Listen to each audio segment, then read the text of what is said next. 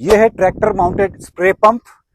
घंटों का काम मिनटों में करता है। ये 500 लीटर का ये टैंक है, साथ में हाई प्रेशर पंप दिया हुआ है और ये 1000 फीट की इसमें ये पाइप दिया हुआ है।